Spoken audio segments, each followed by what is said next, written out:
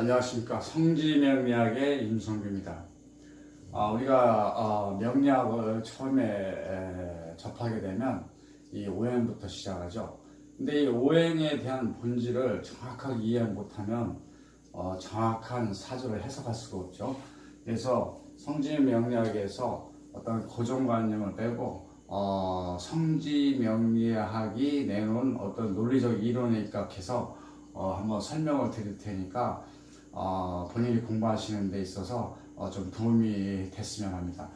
우리가 이 오행을 갖다가 목화, 토, 금, 수 이렇게 나누죠. 그래서 오행이죠. 이 오행도 음과 양이 있다. 그래서 음양 오행 이렇게 해서 얘기하는데, 이 오행이 생성된 그 저기는 간단하죠. 성질은 간단하게 설명하시는데, 태초에 우리가 토로 구성되어 있고, 그렇죠? 대륙만 있었고 또 수만 있었다.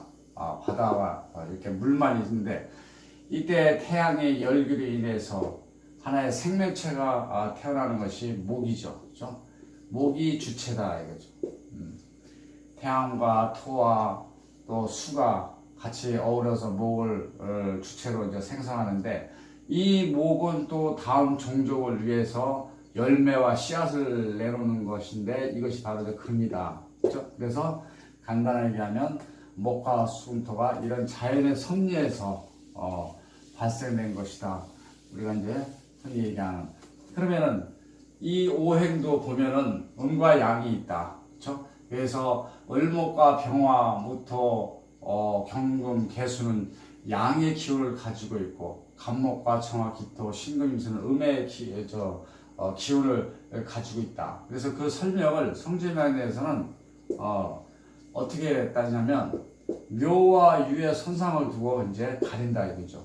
이쪽에는 우리가 하루를 따지면은 오전 5시에서부터 7시, 여기는 오후 5시서부터 7시다 이거죠. 그렇죠? 그러면 아침에 해가 뜨기 시작하면은 만물들은 태양의 열기 아래서 성장하고, 그렇죠? 또 우리 사람들은 5시는 이때 준비를 해서 나가서 생산적인 일을 하게 되죠. 그렇죠? 이 한낮에 태양의 아래서, 그렇죠? 그리고 오후 5시가 되면은 사람들은 모든 생산적인 일을 마치고 집으로 돌아와 휴식을 한다. 이 휴식이 되는 것이 바로 음이다. 이쪽은 생산적인 활동을 하는 양이다. 양의 기운을 가지고 있다. 그래서 음과 양을 이렇게 분명히 가릴 수가 있다. 그리고 우리가 이제 계절적으로 봐도 선상을 보면은 묘와 묘가 있는데, 여기는 우리가 이제 2월이죠. 음력으로 2월달. 그렇죠? 2월달이고, 또 이쪽에는 음력으로 8월이죠. 8월. 자, 음력 2월은 비록 봄이라고 하지만 아직 이른 봄이죠. 여기 이제 그래도 봄을 알리는 경칩이 들어있고,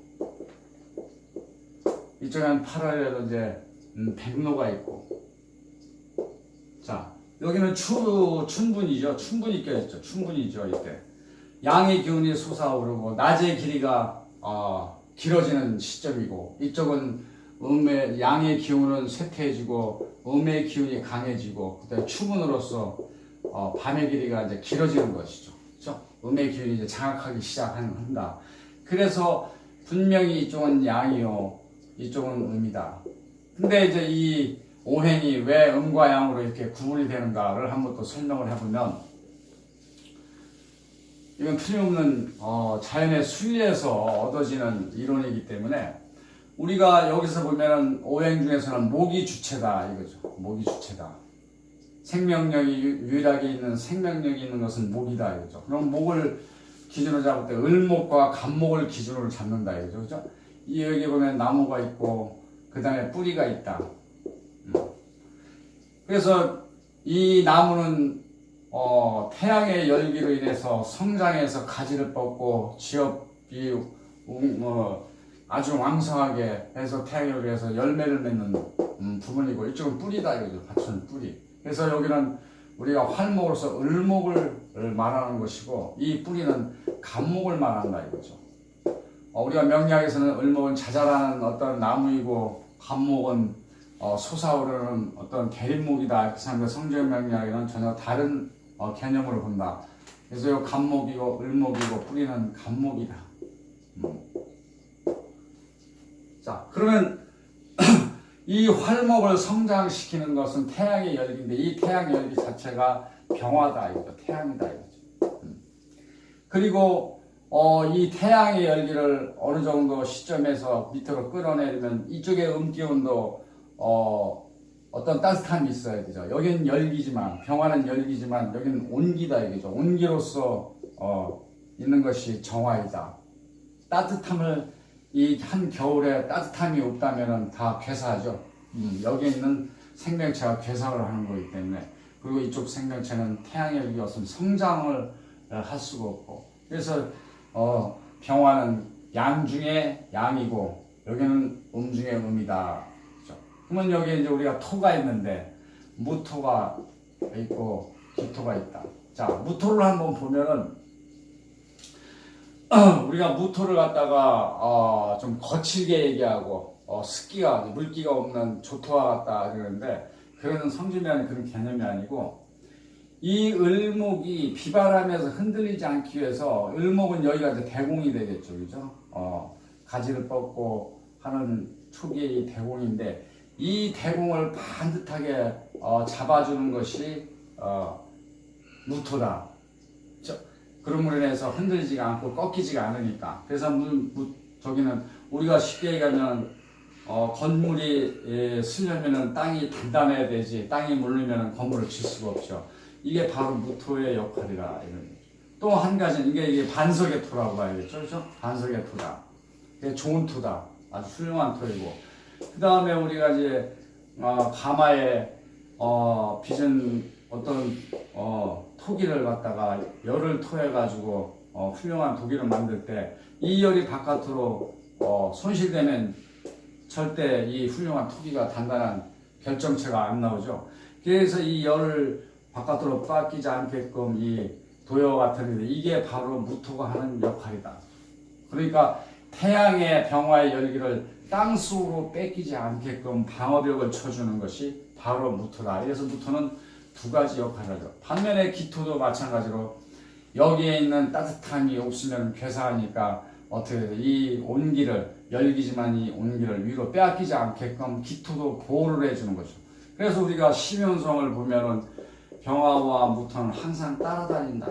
무토가 병화의 열기를 보호하고, 정화와 기토가 항상 따라다니는 것은 토가 위로 온기가 새어나가서 뺏기지 않게끔 해서 항상 같이 따라다니는, 같은 운명을 타고났기 때문에 같이 따라다니는 거죠. 그래서 시변서 봐도 이렇다.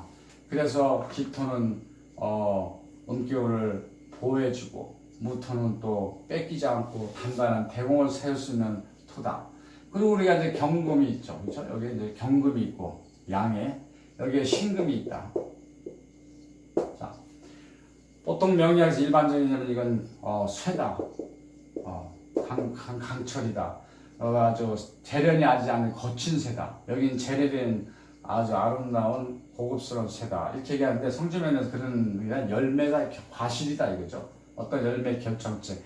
을목이 뻗어서 성장해서 과실을 만드는 이제 병화와 무토 이렇게 합세해가지고 서로 조화를 이루어서 하나의 결실을 만들어내는 것이고, 또 이 결실에서 이 유의 백로에서 서리빨에 의해가지고, 그렇죠? 이슬과 서리빨에 의해가지고 이 과실은 녹아내리고 그 안에 있는 씨앗이 땅 속에 묻혀서 보관되는 것이죠.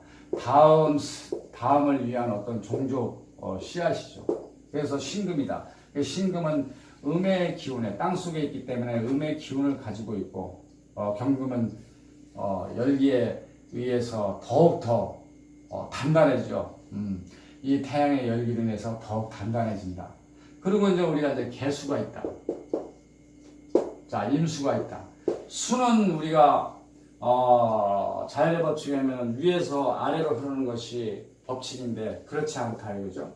우리가 지하수가 있으면 이것이 임수고 이 위쪽으로 끌어서 위로 상승하는 위로 오르는 수가 바로 개수다. 이 개수는 여기에 있는 물을 끌어올려 가지고 그렇죠? 끌어올려서 누구를 위해서 을목을 위해서 을목과 병화와 무토와 해서 개수가 이제 어우러져서 하나의 과실을 만들어내는 그런 오행이다. 그래서 이쪽은 양의 기운을 가지고 있고 또 양의 기운을 가지고 서로 조화를 이루어야 어떠한 일을 성사시키고 또 편안하다 이거죠. 여기도 마찬가지고 본인의 이 음균을 가지고 있는 이 오행들과 더불어야 좋다. 그래서 이렇게 해서 음양을 이제 해서 성진명은 뭐 시작이나 끝이 다 이런 식으로 오행을 음과 양을 구분짓는다. 그런데 이 오행도 보면은 뿌리가 있어야 된다 이거죠. 뿌리가 있어야 제 역할을 한다. 그래서 우리가 보통 사주를 보면 천간 그 다음에 지지가 있죠. 이 지지는 우리가 몸체다 이거죠. 몸체. 여기는 얼굴이다. 나무로 말아봤더니 이쪽은 뿌리라는 거고 이쪽은 지엽과 같다 이거죠. 그렇죠? 지엽과 같다. 꽃을 피고 열매를 맺는 지엽이다. 그러면은 몸체가 없는 얼굴만 있는 사람은 여기서 지원이 안 되기 때문에 이런 천간은 외세 조금 작은 흉에도 꺾어지죠. 그렇지만 뿌리가 튼튼하게 있으면은 흉도 물리치고 고전부터 해가지고 이 얼굴과 몸체에 있는 이 천간은 발전할 수가 있고 마찬가지로 뿌리가 있는 지엽은 열매를 맺을 수가 있죠. 근데 몸체가 없는 일을 하는데 또 우리가 보면은 몸체는 있는데 얼굴이 없다 이거죠. 그렇죠? 천간이 그러니까 여기와 자기 뿔의 일체가 안 된다 이럴 때는 그렇죠? 그런 의미로 얘기하는 것이가 얼굴이 없다는 건 얼굴은 무엇이냐? 우리 사람이 사람을 알아볼 때는 얼굴을 보지 몸체를 보는 게 아니죠. 얼굴을 봐서 저 사람은 의사야, 저 사람은 교사야, 또 저 사람은 시의원이고 정치하는 사람이야. 얼굴을 보고 확인할 수 있는 몸체를 봐서는 전혀 알 수가 없죠. 그만치 얼굴은 사회에서 두각을 나타내고 사회 활동에서 자기를 드러내는 것이죠. 근데 몸체만 있다면 얼굴이 없으면 별 볼 일이 없다. 그러면 이런 것들이 우리가 볼 때는 자 비록 내가 얼굴은 없어 몸체만 있어 그러면은 이 얼굴을 얻기 위해서 기다려야 되는 것은 대운에서 기다려야 된다. 그렇죠? 대운에서 천간이 자기가 이 뿌리가 자신이 원하는 이 뿌리가 자신이 원하는 천간을 올 때까지 기다려야 된다. 그리고 반면에 얼굴은 있는데 그렇죠? 지원해주는 뿌리가 없으니까 별 볼 일 없다. 그렇죠? 꽃은 피되 외부의 침해에서 금방 지기도 하고 또 미처 미개화가 되고 꽃을 채 키우지도 못하고 그러면 대운에서 뿌리가 오기를 아주 이 천간은 간절히 소망을 하고 있다. 그렇죠? 그래서 요 뿌리가 아주 오행은 중요하다.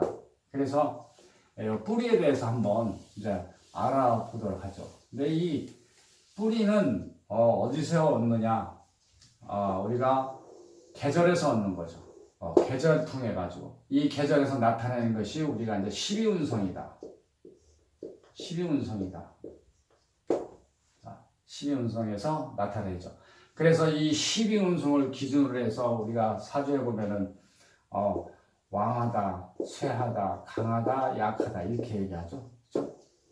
또 뭐 신왕하다, 신강하다, 그렇죠? 신약하다, 극신약하다.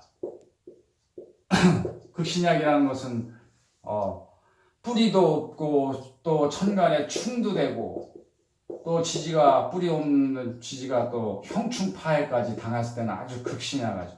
아주 나약한. 그래서 우리가 이제 이 뿌리를 찾기 위해서는 12운성에서 찾는데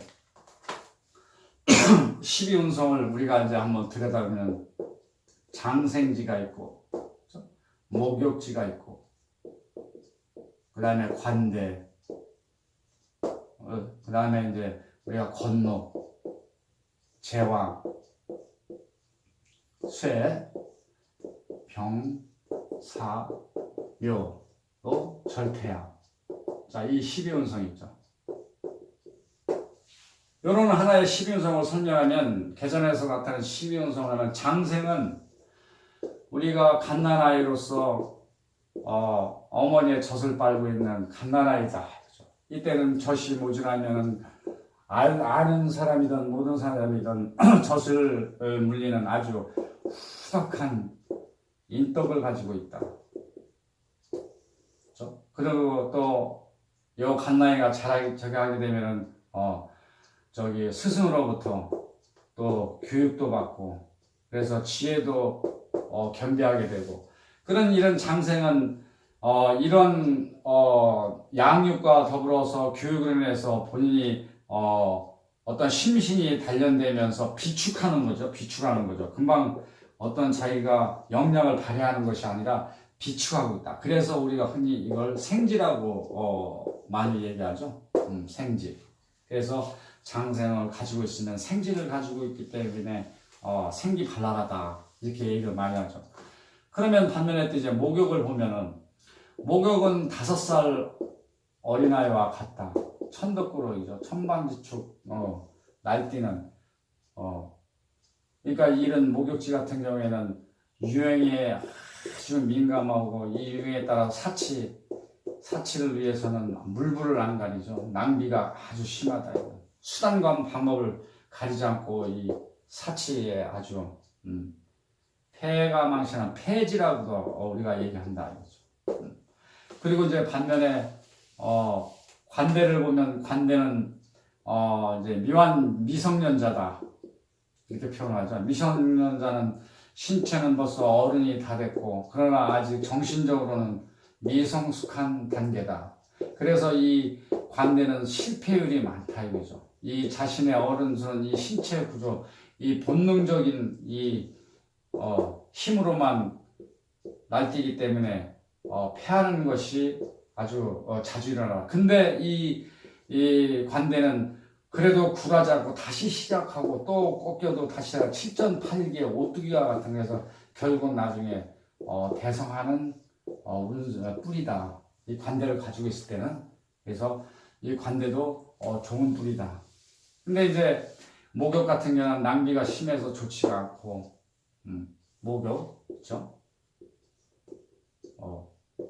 낭비로 해서 패하는 것이고, 관대는 그래도 더 자라서 힘은 힘대로 주척하고, 어떤 지혜로움만, 그렇죠?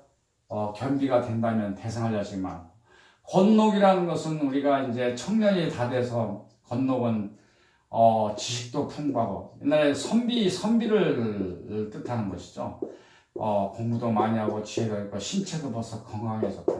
이런 우리가 건녹지를 갖다가 흔히 얘기하기를 녹지라고 그러죠. 녹지. 녹이라는 것은 우리가 이제 벼슬을 얘기하는 거. 왜? 내가 선비가 돼서 학문도 익히고 신체도 건강하니까 바라는 것이 벼슬이다.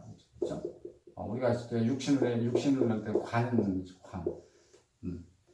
이제 녹을 먹고 싶어하는 소망인 것이 건녹이다. 그래서 여기 좋은데, 여기 이제 제왕지가 또 문제죠. 제왕지는 태어날 때부터 신체 건강하고 정력도 좋고 그렇죠? 힘이 왕성하고 또 능수능란하는 수단이 있다. 이거죠. 수단이 아주 좋죠. 그래서 이 제왕 같은 경우에는 아주 빠르게 성공하고, 또 이 빠르게 성공하는 대신에 이 패망하는 또 급으로 또 패망하는 또 이런 저기를 가지고 또 운을 가지고 있죠. 왜? 자만심, 자기의 힘만 믿고 자만심에서 내가 성공해서 한번 패도 또 이 절제를 하지 못한다. 낭비, 특히 주색 잡기. 그래서 이런 것만 절제한다면 충분한 제왕다운 제왕이 될 수가 있는데, 이것이 패의 원인이 된다. 그래서 제왕이라고 해서 좋은 건 아니다. 그죠? 우리가 제왕이면은 자기 뿌리를 가져서 근기를 가졌기 때문에 아주 신화하다 그러는데 그런 것만 아니다는 것이 이제 나중에 다 설명이 된다. 그래서 제왕지가 좋지가 않다. 물론 이제 어떤 게 이제 옆에서 같이 조화를 이루었을 때 진정한 제왕이 될 수도 있고, 쇠는 우리가 이렇게 중년을 더불어서 어느 시점에 보면 꺾인다 이거죠. 서리빨이라서 한순간에 꺾이는 것이 쇠고, 그 다음에 우리는 병은 말 그대로 병이 들어서 제 구실을 못하는 그렇죠? 쇠약해져서 이제 병이 들기 시작하면 이것도 정신적으로만 활동을 해야 되고, 병든 사람이 산송장과 같은 그런 뿌리죠. 그래서 병도 이때부터는 제왕과 더불어 이제 쇠를 비롯해서 이때는 아주 무능력하고, 이때는 자기 뿌리가 없는 구역이다 이거죠. 뿌리가. 그래서 여기서 보면 이제 병에서 이제 병이기 때문에 중성화다. 이 사가 또 문제라고 그러죠. 사가. 사는 우리가 그 말 그대로 죽은 자이니까, 그렇죠? 수족이 정지되고 오로지 정신만으로서 삶을 살아가는 그런 사. 그래서 여기에 있는 사도 아주 무능력하고 좋은 뿌리가 아니다. 사를 만났을 때. 그러면 절대 우리의 절이라는 것은 넋은 있을 때, 하나의 씨앗이 있을 때 몸체가 없는 거죠. 분리가 돼서 아예 몸체가 없는 것이죠. 그러면 이 절제를 가지고 있는 사람은 이 몸체를 간절히 원할 것이다. 몸체가 와야 제 구실을 한다. 그렇죠? 사람으로서. 그리고 태는 또 간단하게 얘기하면 우리가 어머니 뱃속에 태아다 이거죠. 2, 3개월 내지는 된 태아인데, 이 태아는 외부의 흉이 들어오면은, 그죠? 이때 낙태가 제일 심하죠. 위험할 때니까.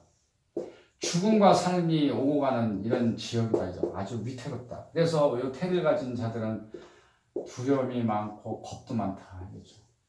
태. 그래서 이 태도 보면은, 굉장히 안 좋은 중에서도 태도 또 안 좋다. 물론 절은 뭐 몸체도 없는 절이지만. 그러면 또 양은 무엇이냐? 양은 어머니 뱃속에 태아가 아니라 벌써 자라서 어떤 형성체가 인간의 형성체가 이제 다 거의 팔다리가 형성이 돼 있으니까 이 태아는 어머니 뱃속에서 아주 태평스럽게, 이때는 낙태가 할 수 있는 그런 확률이 굉장히 적죠. 이 정도 됐을 때는. 그러면 태평스럽고 이 따뜻한 양 속에 태평스럽게 근심 걱정이 없다. 이 풍요로운 양성 속에서 이죠. 자라고 있대. 그래서 이런 양은 빨리 세상 밖으로 나가서 어머니의 젖을 먹고 성숙하고 지식을 하면서 어른이 자기 구실을 하고 싶다. 바깥 세상이 그립다. 그렇죠? 그래서 양은 그나마 좋은 것이다. 그래서 하는데 이제 우리가 보면은 목욕, 제왕, 사태 요것도 한번 살펴보면 요의 운송이 다 어디에 속하느냐? 자, 어디에 속하느냐? 자, 우, 묘, 유에 속한다 이거죠. 모든 오행이 목욕, 그렇죠? 목욕, 제왕, 그 다음에 사라고 그랬죠. 사, 태, 그렇죠? 그럼 하면은 이제 뿌리를 얘기하는 것이니까 이 뿌리를 가지면 좋을 게 없다. 이 오행들 위에 있는 오행이든 밑에 음을 가지고 있는 오행이든 좌우묘가 월지가 됐던 다 자기의 어떤 자리가 됐던. 그래서 우리가 이제 여기 설명하기 전에 우리가 이제 보통 월지를 넣으면 등령했다. 그렇죠? 월지를 놓지 못하면 신령했다. 그리고 자신의 뿌리에 득지를 했다. 자, 그 밖에 이제 천간에 같이 있으면 득세했다. 그런데 성질면에서는 이런 단순한 개념이 아니고, 우리가 사주를 보면 연이 있고, 자, 연이 있고, 월이 있고, 그렇죠? 일지, 일간 자신의 본인이 있고, 시가 있다. 그렇죠? 또 뿌리가 이렇게 또 같이 형성이 되는데 요 30을 기준으로 해서 그렇죠? 이쪽 15년, 15년 이때 30을 위해서 내 역량이 이때 그릇이 정해진다 이거죠. 어려서 양육은 훌륭한 부모로부터 훌륭한 양육에 신체가 건강해지고 또 환경이 안 좋으면은 참 잔병으로 인해서 허약하고 또 좋으면은 스승으로부터 가르침을 받아서 또 훌륭한 현명한 자가 되고 그렇지 못하면 안 좋으면은 그렇죠? 현명하지 못하고 사리 분별을 잘 못하고 지혜롭지 않고 무능하다 이거죠. 그래서 이 득지를 등령을 했냐 안 했냐는 이러한 자기가 그릇이 되고 그 역량을 나타낼 수 있는 그릇이 되느냐 안 되느냐 그죠. 그러면 이쪽에서 등령을 못했다 하더라도 이쪽에서는 자립할 시기니까 그렇죠. 30 후반에는 자립하는 거죠. 이제 부모의 어떤 그늘에서 벗어나서 벼슬을 하든 사업을 하든 뭐라든 자기가 이제 뛰고 싶다 자립이다. 그렇기 때문에 이때 구조가 좋으면 이때가 안 좋더라도 이때 구조 주면은 자립해서 뒤늦게라도 성공할 여지가 많다. 그래서 요 월도 중요하지만 본인이 깔고 있는 자기가 깔고 있는 이 자리도 굉장히 중요하다 이거죠. 그래서 이 지지가 비록 내가 실령을 했다. 내 뿌리를 가지고 있질 못하다. 그렇지만 여기는 내가 내 뿌리를 가지고 있다. 그러면 의지력이 대단하죠. 의기투합해서 어떤 환경에 쟁투를 벌여 춤을 내서 쟁투를 벌리더라도 꺾이지 않고 주저하지 않고 좌절하지 않고 파도를 넘어가는 배만이 대양을 바라볼 수 있듯이 의지력으로 아주 고군분투한다 이거죠. 그래서 또 시지가 좋으면 늦게 여기서 항상 지원을 하기 때문에 그렇죠? 자립할 수 있는 의지력을 지원해주고 환경 조건을 만들어주니까 뒤늦게 성공하고 여기가 좋으면 일찍이 성공했다가 또 뒤늦게 패하는 경우도 있고 이 사주 구조가 다 그렇다 이거죠. 그런 것을 읽을 줄 알아야 된다.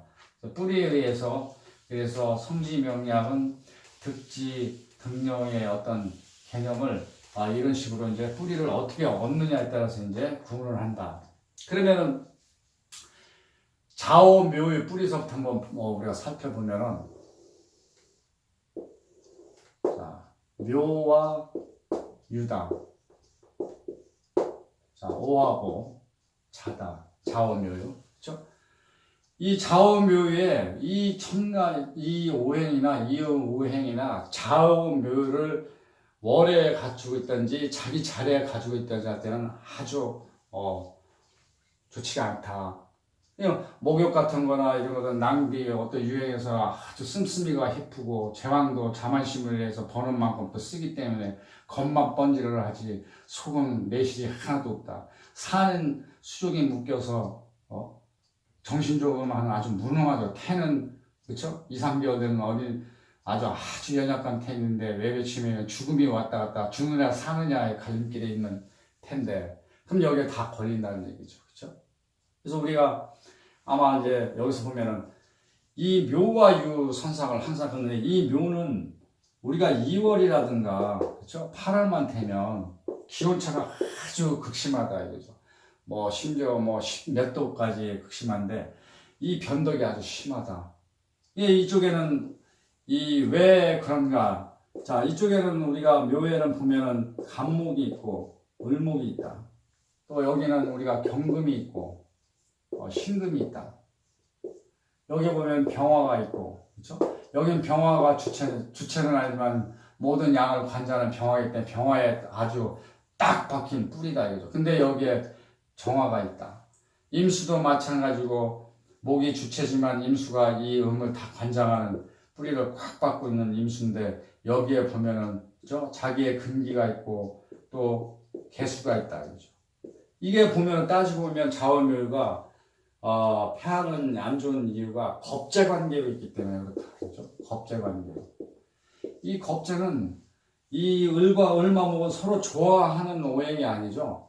이 위의 오행과 밑의 오행은 상호 서로 돕고 하는 조화를 이루는 것이 아니라 서로 대적하고 반목하는 그런 오행들이다. 음과 양은 조화를 이룰 수가 없죠. 양이 모자라면 양이 강하면 음으로 빼고 하고 이런 개념이 아니고 성자명리학에서는 그런 개념이 아니고 이것은 법제관계이기 때문에 서로 동조하는 것이 아니고 서로 밥그릇 차지하기 위해서 싸우는 아주 투쟁을 벌이는 그런 겁제관계. 그래서 성지면은 겁제를 춤과 극에 맞먹는 오행들이다. 그래서 이게 좋지 못한 그래서 이 주색잡기 내지는 패하는 이유가 자기의 근기죠. 근기를 도둑질한다든가 또 빼먹는다든가 빠지기 때문에 이런 그 낭비 현상이 일어나는데 특히 이 묘와 유는 우리가 이제 계절의 교차가 일교차가 굉장히 심하다 변덕스러운데 이쪽에는 길과 흉이 아주 반반씩 공존하고 있다. 이 겁제관계 때문에 그렇다는 얘기죠. 밥그릇 싸움 때문에 아주 끊일 날이 없다. 길과 흉이 반복되면서 어떤 시끄러움이 쟁탈이 끊일 날이 없다 이거죠. 겁제관계이기 때문에 그렇죠? 그래서 이거는 불모지다. 씨를 뿌려도 싹이 나타나지 않는 이 불모지가 바로 묘와 유다 이거죠. 그러나 여기는 제왕으로서 임순화에서 굳건하게 받고 있는데 이쪽은 대낮에 아주 중심점이고 밤에 아주 강한 데인데 자제만 하고 절제만 한다면 제왕다운 제왕이 충분히 될 수 있다. 이쪽도 마찬가지로. 그래서 여기는 아주 난무한 자리다. 그래서 특히 이것도 마찬가지지만 묘와 유를 가졌을 때는 뿌리를 가졌을 때는 그야말로 아까도 얘기했지만 씨를 뿌려도 씨가 나지 않는 그런 불모지다. 그러면 그렇다고 해서 여기는 을목도 제대로 쓰지 못하고 또 간목도 제대로 쓰지 못하고 경금도 제대로 쓰지 못하고 신금도 제대로 못 쓴다. 겁제관계 때문에. 그래서 이 묘라이를 잘 살펴봐야 한다. 그래서 우리가 이제 좌우묘를 보면은 목유인 태지가 있고 제왕의 아주 자만심으로 가득 차 있기 때문에 패하고 또 사도 그렇고 태도 그렇고. 자, 오늘 우리가 이제 한번 보면은 그쵸? 묘와 유의 선상을 두고 한번 이제 좀 알아보면 여기에 이제 다 자하고 와 그다음에 자다 그렇죠. 그럼 우리가 간목을 다음 시간에 이제 간목을 한번 먼저 그렇죠? 간목과 경금 비롯해서 병환수까지 한번 이제 다 자와 묘와 유, 오화와 자에 대해서 한번 알아보면 여기에서 모든 것이 막 비어려운 식으로 때려 맞추는 거에서 자연의 섭리에서 다 나타나는 걸 알 수가 있다는 얘기죠. 그래서 다음 시간에 간목의 한번 예를 시작해 보도록 하죠.